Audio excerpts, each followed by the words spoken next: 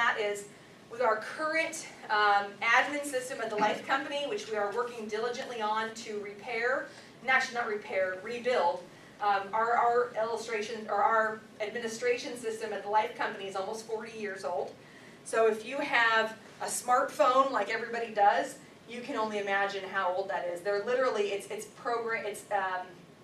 in a language called COBOL, which is not even around anymore. So we're spending millions of dollars to create a new system. Once we have that in place, you will be able to be, at the time of application, you'll be able to say, hey, at age 65, go from increasing to level. But at this point in time, you would actually have to submit a miscellaneous change form to do this. So there's a form involved. Okay. Just one? Probably just one, actually. I probably an illustration too, I would assume. So good catch, Aaron. Anyone have any questions so far? Yes, sir. I was informed to choose level because then more money goes towards investing versus buying the life insurance side of it. Did everyone hear what he said? Absolutely. He is absolutely right. So again, that's why I mentioned being fluid with this system, understanding the concepts behind it, understanding how the illustration system works. Because you're right, if your intent is not for a big death benefit, if your intent is to ramp up that cash value accumulation quicker, you're right, you'd probably be better served inside of a level death benefit. So you got to know when to use one, when to use the other, when to use both. Again, definitely just part of the process. No, Darren, yes. To your point, and to what she's talking about, if you early on in the contract when insurance is cheaper, I think you'd find that there's not a huge difference in performance, right? When the people are younger, the difference in the cost of insurance isn't that great, Right. but as it gets older, then it's super important at the level. Yeah, and we're going to talk about expenses. Not because I want to bore you, but because anyone ever have that client in their agency who probably is usually an engineer and he reads his auto policy? Who's had that guy? He reads the prospectus too. So we're going to talk about him. Okay, a couple of other important points. When I start taking money out of this thing, you guys can see here that the money comes out in the partial surrender column, right? Then it magically jumps the tracks and goes from partial surrender to policy loans. Does anyone know why that happens? Not everybody at once? No, Darren, no. You and Brianna and Dave are exempt from this conversation. So what that is, does anyone remember about 10 years ago when those return of premium policies were all the rage, and people still talk about them actually now? This kind of looks a lot like a return of premium policy. In these early years, you are literally getting back all of the money you put in here and all of the money that you put in here, okay? So that partial surrender is really a return of premium up to your cost basis. Again, you're getting back all the money you put in. And then this thing switches to a loan. It's important to note, though very difficult to see on my illustration here, that both surrenders and policy loans reduce the face amount. Okay? However, I know you're going, Rachel, this girl's not that smart. Why did Darren bring her in? As you can see, when you start taking that money out, those numbers keep growing. That is absolutely a function of how much stinking money I'm putting in here, $400 a month, and the interest rate that I'm illustrating, 10%. So if I was funding this more modestly or showing a more conservative rate of return, you would, in fact, see when these 42,000 start coming out, you would see that death benefit start to drop. Again, that's a function of how much money I have, how much interest I'm earning on here. Okay? Question? We're doing. Yes. What interest rate should we use in an illustration? Oh, I love you. Thank you for asking. I have like 2 slides, and we're going to talk about that. Yeah. And usually, people say it a little more abrupt. They usually go, "Why the hell are you showing 10%? You shouldn't be doing that." That's usually what people say to me. So. Hey, Rachel. But yes. So on the B Yeah. level, now when you're taking out partial surrenders, though, that's not going to reduce the death benefit. Right? Correct. Okay, I just want to make sure I'm on the same page. Yeah. Michael and I were talking about earlier. I think I told him the reverse. I want to make sure he's getting the right information, that I didn't mess him up. No, you're right, because as I mentioned before, we're always buying, or that death benefit is offsetting the amount of insurance that we're buying. That's a good point, Dave. See?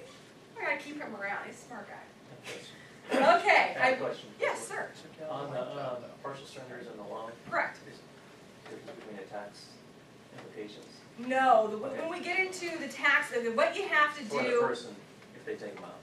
let's say it again. Like if I withdrew the 10,000 for Right. 4 years, is there a difference between? No, there is Okay. not. What you, we're gonna have a conversation about that later on in our talk, but this is all structured to be tax-free to our clients currently. There are ways to go ahead and screw that up, and we're gonna talk about those. And actually, you bring up a good point that I wanna make right now. But we'll kind of talk about how you fund this policy as to not take away that tax-free nature of it. When I start taking withdrawals, okay, and when I change that death benefit, again, this is all the perfect world scenario, right? That's why the daughter was 2 at the time the contract was issued, you know? I got all the stars have aligned here. At age 65, when I stop making premium payments and I start taking withdrawals and I change the death benefit option from A to B, there's a reason I stop making those premium payments. To the point, Charles, that you made, there's a tax reason behind that. If I was to keep pumping money in here after I change the death benefit option, there's a very good chance that I would have had so much stinking cash value in here that I would have had too much cash value, more cash value than that face amount could support. And that would have made it a modified endowment contract. Modified endowment contracts have their place, but what it does is it takes the tax-free cash accumulation away from the policy. And for a lot of our clients, again, especially if we're structuring it in a way for them to use this as supplemental tax-free retirement, we want to be mindful of that. So again, whenever you change the death benefit option, stop making premium payments. Okay, that's your rule of thumb, because you run the risk of creating a modified endowment contract. Okay? I guess, everyone okay on that? So I said a whole lot there. Yeah, I just wanna make sure, so the loan and the surrender, does it not decrease the face value on a level B? Is that right? Say it again? If you take out a loan or Correct. partial surrender on a level B, it doesn't change the face value? Oh, it does, it reduces it. It's gonna reduce the face On a value. level, Uh, not on a level, Oh, an wait. increase. correct, okay, sorry, I'm getting a little. Yeah. Yes, Is that correct. It's- That is- it only increases That was what for- Dave had originally asked, Right. yes. It only decreases it in A. Correct, okay. Sorry, I got a little backwards there in my thinking. Okay, we're moving right along. And I'll tell you, if you make one change and one change only to your practice, I would tell you that showing the withdrawals in retirement, especially, I think everyone here knows that not enough of our clients are saving appropriately or saving enough money for retirement. And so this is a strategy that I have found that speaks very well to a lot of our clients. So again, showing that living benefit in retirement, people are responding very favorably to. You know who responds very favorably to it? People like Charles, okay? He's going, really? Why me? Actually, I'm gonna make this, so I have all said, so Charles and Ruth are now married, okay? See how I have that creative? Okay. And Colleen. So, okay, so Colleen's their agent, okay? She's sitting down with the happy couple right here, and she goes through a thorough needs analysis, right? She's been an agent for 4 years. She's very familiar with that kitchen table appointment.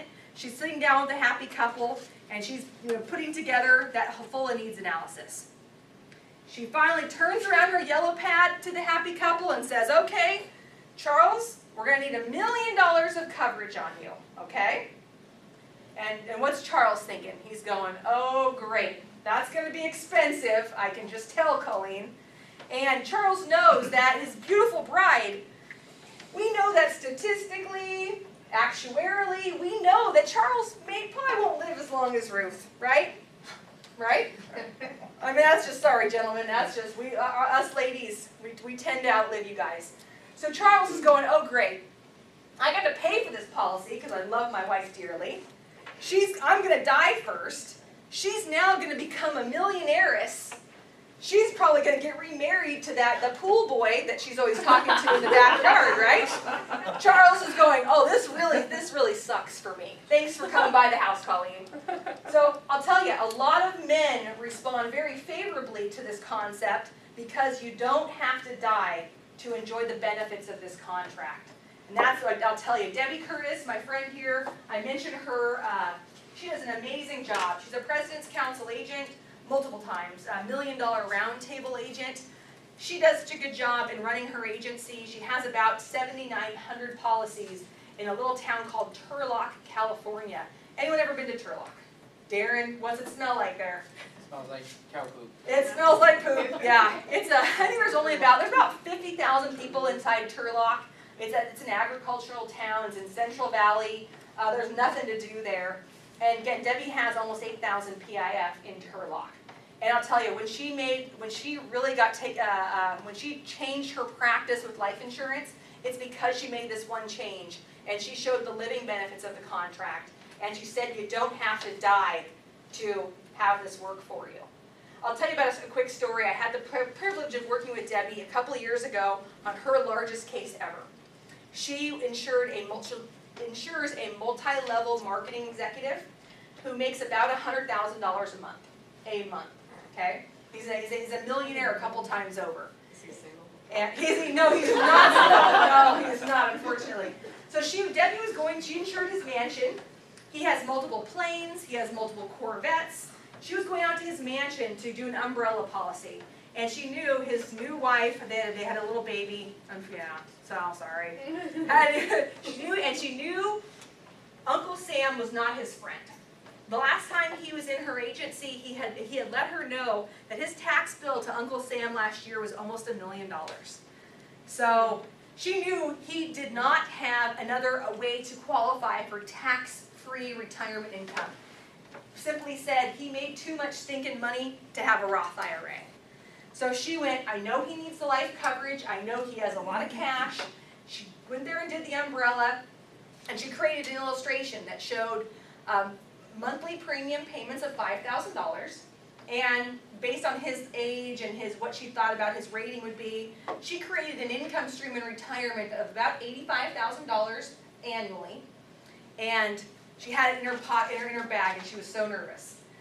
So they did the umbrella, they got things squared away, and Debbie said, you know what, Mr. Client, I remember the last time you were in my office, you were talking about Uncle Sam and how you hate paying that tax bill. And she started kind of thinking about your situation. I started thinking about your beautiful wife, your young daughter. You know as well as I know you need some life insurance. And I went ahead and took the liberty of designing an illustration for you, and they had a conversation. He's a very, very savvy guy, right? Makes a ton of money. He's a business owner. He looked at this and said, Debbie, I see that you're putting in $5,000 per month. And she said, yes. And he said, I have a question for you. I want to know, can I put in $12,000 a month? What do you guys think Debbie said? Oh, yeah. She said, hell yes, you can put $12,000 a month in, right? Debbie left that day with 3 universal life contracts, one on the husband and wife and one on the baby girl, that were totaling $15,000 per month in premium payments. Okay? That was the largest case she's ever had the pleasure of working on, and that's the largest case I'd ever seen too. Debbie hit 3rd level bonus. You can imagine she was a happy camper that day. So that's really cool, right? That was a fun case to work on. But I'll tell you, I get a lot more excited about John Murray.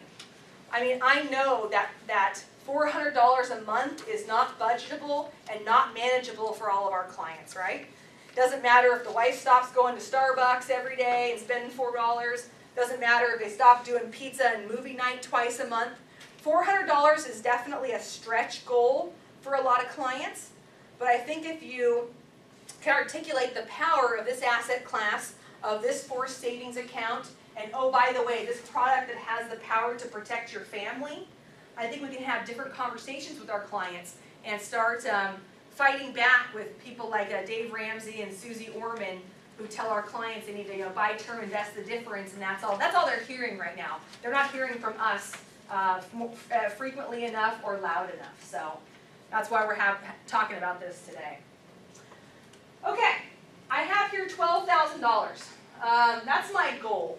Oftentimes people say, okay, Rachel, I heard you talk about VUL. I see you're taking out $42,000 a year, but my client can't put in $400 a month. What's the right way to structure these withdrawals in retirement? I like to have a minimum of $12,000, okay? And here's why. I think retirement for me is going to look exactly like or very similar to retirement for a lot of you, okay? We're all going to have lots of different buckets of money. Nobody is now depending 100% on Social Security, right? Right? Nobody is. And I'm even silly enough to believe that Social Security will provide some of my retirement income. From what I've read, it should be about 20% of my retirement income when I get to collect Social Security. So I'm going to have 20% from Social Security. I also have a very small pension from Farmers, right? But I became eligible. They got rid of it, so that didn't work out well for me. Very small pension from Farmers. I got my 401k. I got my Roth IRA. And I have my variable universal life contract, okay? You guys as agents, Colleen, you're going to have your cash value of your agency. Maybe your business has been doing really well and you're funding a SEP IRA. She's going to have her Social Security. And again, as a farmer's agent, in the next couple of years, trust me, you will buy a lot of permanent life insurance. So you're going to have many buckets just like we do. How nice will it be if our clients could expect to receive from their variable universal life contract $12,000 a year or $1,000 a month tax-free? How nice would that be? Maybe that's their mad money, right, that they go out and have a good time with. Maybe they go on vacations, who knows. But that's the way I structure this, is I want to have our clients receiving, at a minimum, $1,000 a month from Farmers Life, tax-free in retirement. That's my minimum. Of course, in John Murray, as I mentioned before, what you get out of this is a function of what you put in, okay? So in the John Murray story, and you'll see here on that Word document, the Murrays get $3,500 a month tax-free from Farmers Life, or $42,000 per year, okay? That's my minimum that I like to see. So again, that really speaks to, again, just being comfortable with our illustration system. Understand, so I'll tell you, it's going to be nice when we get our new iPipeline program. We're going to be able to go, okay, you'll have a much more robust solve for feature. Okay, my client's 52, he's going to put in this a month. What should the face amount be and how much can I take out in retirement? We'll be able to do that soon, but right now it's kind of a kabuki dance, right, where you're going, okay, if I put in this much and I take out this much here, you have to play around with the system, unfortunately. That's why I did that long and hard. That's why this all works out like a perfect scenario, because I just took the time to just play around with it. So, anyone have any questions? Okay, I mentioned that our clients have many buckets of money. Would everyone agree? Actually, I'm going to back up a second. I've been working for Farmers Life now for about 1.5 years, and it's very unsettling to me to see some of the statistics that we have right now. I'll be honest with you. If you looked at the total book of business at Farmers Life, you would see that 71% of our book of business is term. Okay, 71%. Pop quiz, no one cheat. What percentage of term ever pays out? 3%. Oh, you're so smart. Depending on what periodical you read, what magazine you look at, you will see that statistically anywhere from 2% to 4% of term ever pay out. I'm not that smart, so I call that 3%. So we know that, term, I'm not trying to badmouth term. It is a very appropriate coverage. It's one that leverages our clients' insurable dollars. But having 100% term on our clients, when we know that policy probably won't pay out, I don't know if we're doing the right thing for our clients. I think we're doing them a bit of a disservice, actually. And I'll tell you, it's been getting worse. In 2012, 86% of the policies we sold were term only. Okay? So that, I'll tell you, I love term and perm. Term and perm is probably the strategy that I utilize the most. Again, and say in this particular example, we had a client, again, Colleen's back at the kitchen table, it's 9 o'clock at night. she's talking to the Smiths over here, and she sees they have a need of $500,000. Maybe she structures that in a way where she has $150,000 VUL or UL and $350,000 in term. That's a very prudent strategy. You know, once in 20 years' time, when that term goes away, the Smiths have, or I can't even pronounce your last name. I was going to try to be fancy and use it, but I'm not even going to try. In 20 years' time, they've moved their 4 kids, you guys have 4 kids now, their 4 kids off the payroll, they've paid down the mortgage, they've got those bills paid off. That term covered the need very nicely during that 20-year period of time, and now they still have $150,000 in coverage that's actually going to be in place when they die, to pay those final expenses, to make sure their youngest son, Chris, actually gets to medical school like they wanted, yeah? See, this creative liberty I have, I'm just starting now. Now they're in counseling, no, I'm kidding. Oh, too much, I've had too much coffee, obviously. So again, term and perm, prudent. Term only, what's George Bush say, not gonna do it, right? That, yeah, okay. I'm gonna stop now. No more of your jokes, Rachel. So that again, that's a paid political announcement that I think we need to do a better job for our clients. Because again, they are only hearing Susie Orman, they are only hearing Dave Ramsey right now. So we have to be diligent about our message as well.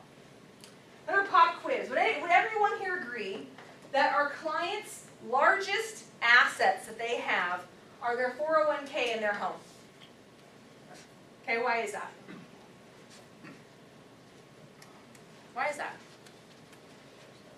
Forced. Forced. That's a very good point. They're forced savings. Well, let me ask it a different way. Are home values in Federal Way, are they down from a couple of years ago? Are your clients here, are they still making those mortgage payments? Don't ask my girlfriends in California. They would say, yeah, my girlfriends, no. I let my house go back to the bank like a year ago. No. So you don't have to, but most of our clients, I know you hear on the news, you hear it's all doom and gloom. Most of our clients are still making their mortgage payment. And they make that each and every month, right? Same with their 401k. The market's fluctuated quite a bit over the last couple of years, right? The market's flying high right now, but it wasn't too long ago that we were in for a bumpy ride. But even during that period of time, it's interesting, American Funds said that only 7% of their clients who were making systematic premium payments into their IRA and 401k accounts, only 7% during that period of time stopped, okay? So again, we pay our mortgage every month. Our 401k, we're putting money in there each and every paycheck. And not immediately, but over time, we create wealth. The same is true of this asset class. Oh, by the way, this one